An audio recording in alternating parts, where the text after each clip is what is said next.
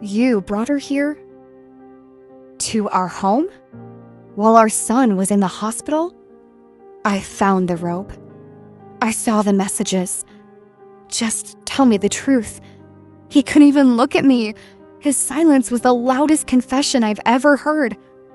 I thought we were a team, 5 years of building a life together.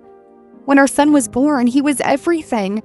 But he got sick so often, so I stayed home. My career went on pause, but it was for our family, or so I believed.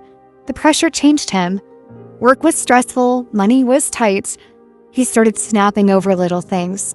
The mess, the noise. He'd apologize later, but the distance kept growing. I felt so alone. Then, the worst scare of our lives. Our son's ear infection turned severe.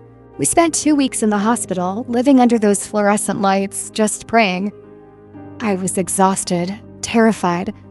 And when we finally came home, exhausted but relieved, the apartment was spotless. Too clean. And my favorite silk robe was in the washing machine.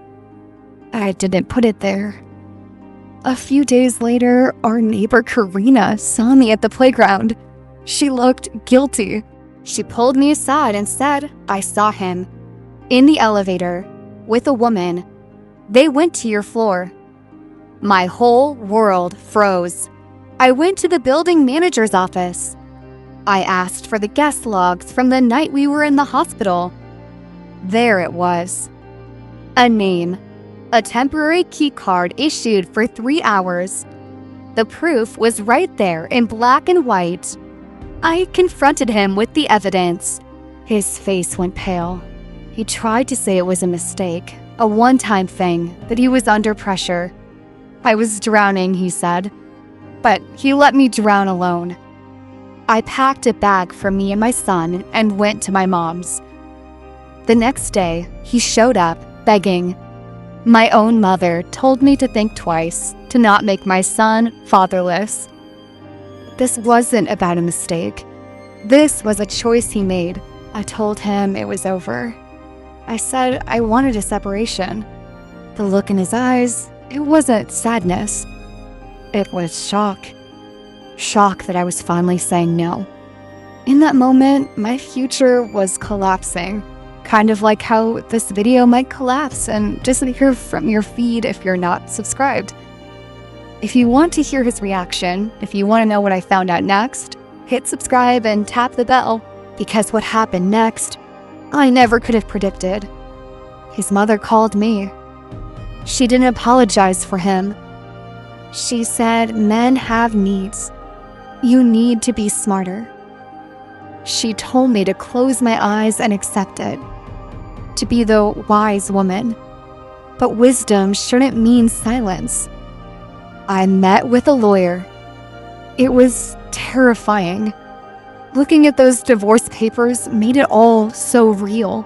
But for the first time, I felt in control. Going through our finances, I found a secret credit card. Charges for dinners, for hotels. The timeline went back months. It wasn't a one-time thing. It was a double life. The final blow was a message I found buried in an old email account. It was from her. She knew about me. She knew about our son. She didn't care. He had told her we were already separated. That was the end. There was no path back. The trust wasn't just broken, it was obliterated. I filed for divorce. Now I'm rebuilding my life. It's hard. Some days are lonely. But the peace I feel, it's worth it. I'm no longer living in someone else's lie.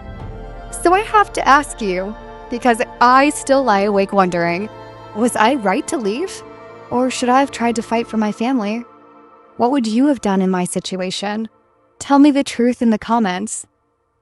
Your advice, it really helps. And if you've been through something similar, share your story. Let's help each other out.